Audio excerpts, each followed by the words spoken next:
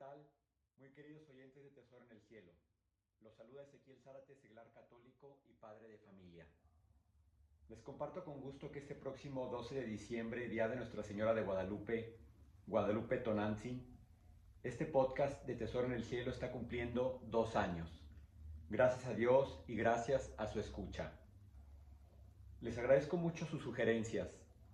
Es por eso que en esta ocasión he cambiado la dinámica y me he permitido hacer una interpretación de los conceptos que contiene este capítulo del Compendio de la Doctrina Social de la Iglesia, sobre la persona humana y su dignidad, para tratar de hacerlos más aterrizados y comprensibles.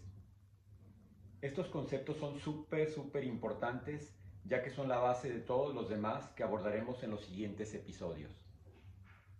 Sin más preámbulo, pues allá voy. Parte 1. La dignidad.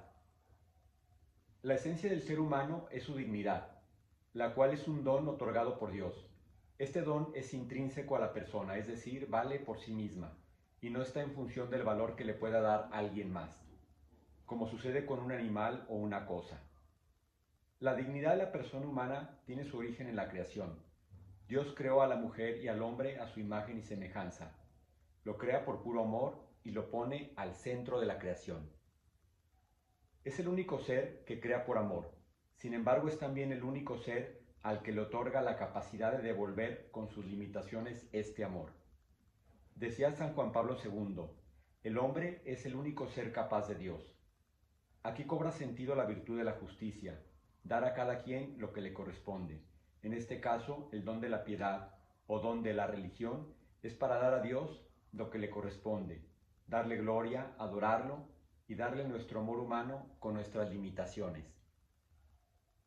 En la medida en la que el hombre se reconoce digno a sí mismo y reconoce la dignidad de los demás, está comprendiendo la dignidad de manera plena. Es una función de la Iglesia la de hacer conciencia de este valor, de la dignidad del ser humano y de denunciar los atropellos a la dignidad que se cometen con tanta frecuencia. La denuncia que más se ha escuchado y que deberá ser la más fuerte es la que la Iglesia hace en defensa del aspecto más sublime de la dignidad humana, el cual es la propia vida, ya que ésta es sagrada e inviolable desde el momento mismo de la concepción hasta la muerte natural. Todos tenemos como parte del ejercicio de nuestra libertad y responsabilidad la custodia de la vida, sobre todo cuando se trata de la vida del ser más vulnerable e indefenso, es decir, del no nacido.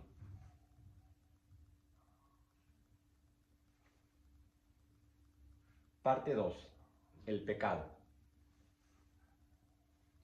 Como parte de la ley natural, la persona humana está dotada de conciencia, inteligencia y voluntad. Sin embargo, por el pecado original también lleva en su interior la inclinación al pecado, la inclinación a hacer el mal. La persona humana tiene el gran don de la libertad. Cuando hace mal uso de ella y cometemos un pecado, dejamos una herida tanto a nosotros mismos como a las personas que afectamos con nuestros actos. De esta manera, la consecuencia de estos malos actos se comete un daño y una herida social. Por eso, se puede hablar de pecados sociales, por el objeto mismo del pecado, ya que causan una agresión al prójimo. La sed de poder y la ambición de algunos cuantos al frente de un gobierno que cometen actos de corrupción y desvían para ello los recursos que les corresponden a los demás es un atentado al bien común y un ejemplo de un pecado social. Los programas y planes de los gobiernos que tratan de imponer como parte de los modelos educativos la ideología de género y como parte de legislación la despenalización del aborto son también ejemplos de pecados sociales y debemos denunciarlos. Otro ejemplo de pecado social es el hecho de que un gobierno desinforme a su población sobre las medidas sanitarias para prevenir el COVID-19 o el negarse a recibir ayuda de expertos que pueden contribuir con su talento en el combate a esta terrible pandemia y así evitar más muertes. Es importante subir la mirada y no quedarnos solamente enfocados en el pecado. Debemos saber que hay esperanza. El pecado lo comete la persona humana, pero también hemos sido redimidos por Jesús, quien nos trae la salvación. Debemos ser conscientes de esta realidad para experimentar una verdadera conversión y no quedarnos en el fango y empantanados en el pecado. En la verdad revelada y predicada por Jesús encontramos doctrina social cuando nos dice en este pasaje del Evangelio de Mateo: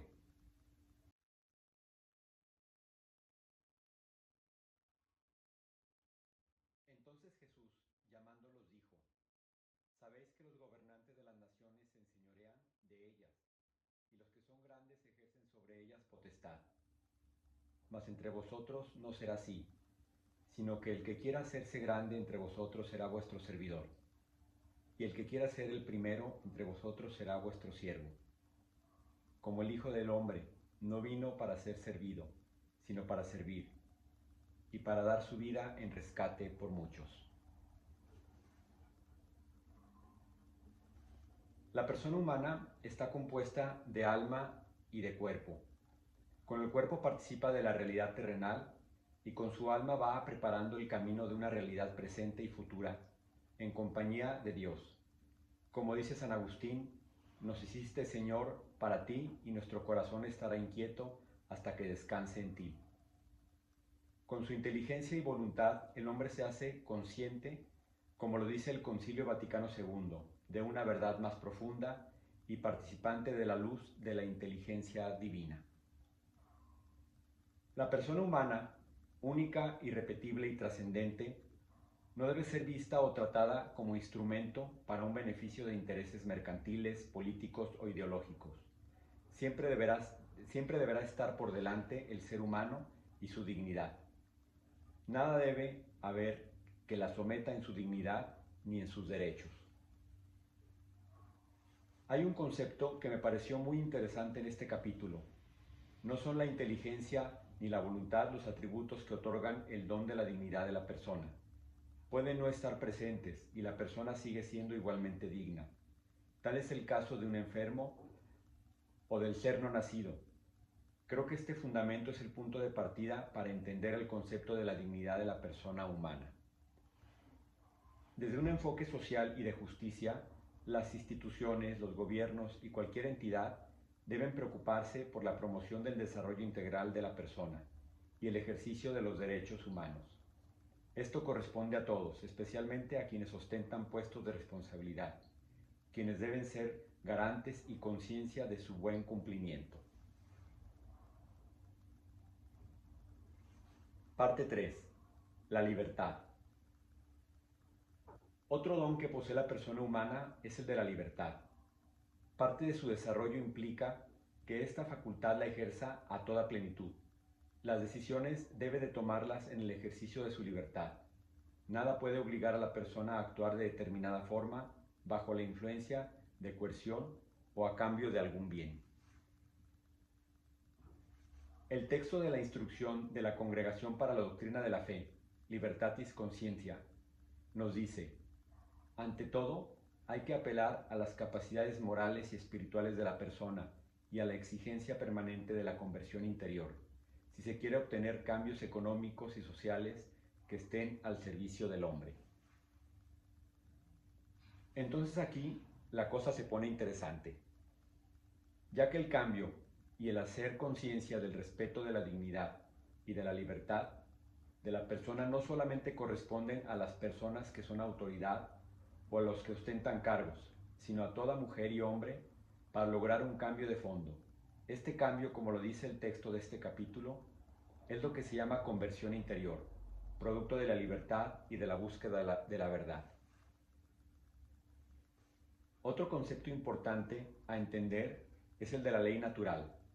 El texto del compendio de la doctrina social de la Iglesia nos dice, basado en un texto de Santo Tomás de Aquino: la ley natural es la luz de la inteligencia infundida en nosotros por Dios. Gracias a ella conocemos lo que se debe hacer y lo que se debe evitar. Esta ley es natural porque es parte de la creación.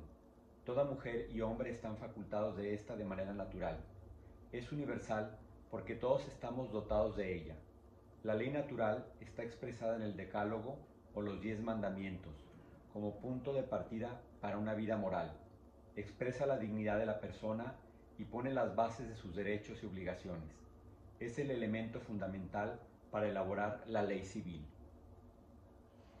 El Concilio Vaticano II nos dice: puesto que en el rostro de cada mujer y de cada hombre resplandece algo de la gloria de Dios, la dignidad de cada mujer y hombre ante Dios es el fundamento de la dignidad de la mujer y hombre ante los demás. Entonces, el concepto de la igualdad cobra relevancia. Todo hombre y mujer deben tener igualdad de condiciones y acceso a oportunidades, así como igualdad objetiva ante la ley, sin importar su condición social. El Papa Pablo VI, en su discurso ante la ONU, dijo: la permanencia en condiciones de gravísima disparidad y desigualdad empobrecen a todos. La igualdad debe enfocarse también a la persona discapacitada, que pone de relieve la dignidad y la grandeza, ya que se sobrepone ante la adversidad a pesar de sus heridas. De igual manera, debe tener, además de accesibilidad y movilidad, oportunidades y subsidios que le permitan su desarrollo integral, pero también de acogida, amor y cariño por parte de todos los sectores de la sociedad. La persona humana es por naturaleza un ser gregario, un ser social, es decir, que se desarrolla en comunidad y se enfrenta a problemáticas uniendo las capacidades individuales que, sumadas, se multiplican de cara a un bien común. Con la sociabilidad, la persona desarrolla sus capacidades y garantiza sus derechos.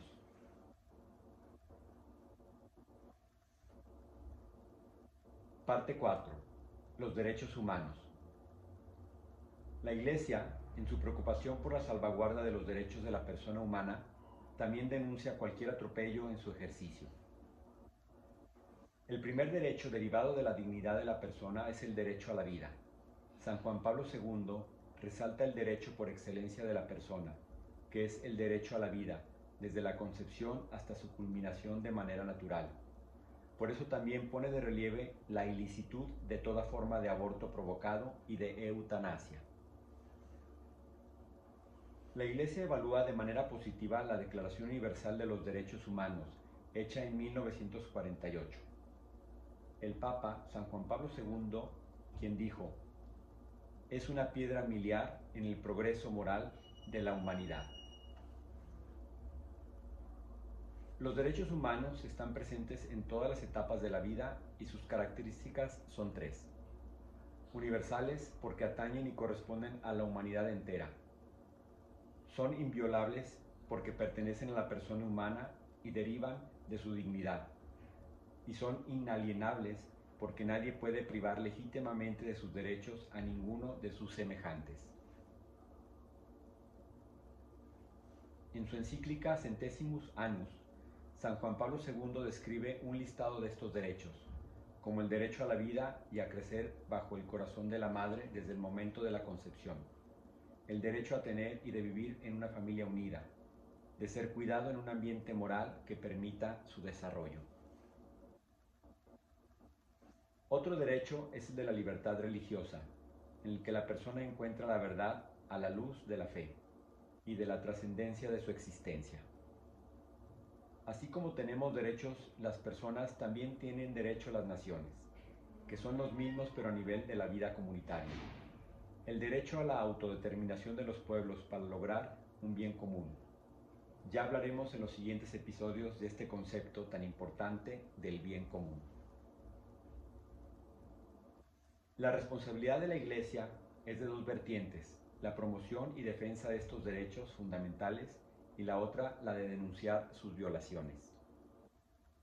Por último, yo agregaría que este concepto de los derechos humanos también puede y debe ser implementado en las empresas, poniendo a la persona humana con todas sus facultades y necesidades al centro, en la implementación de políticas y su ejecución, que favorezcan a su desarrollo.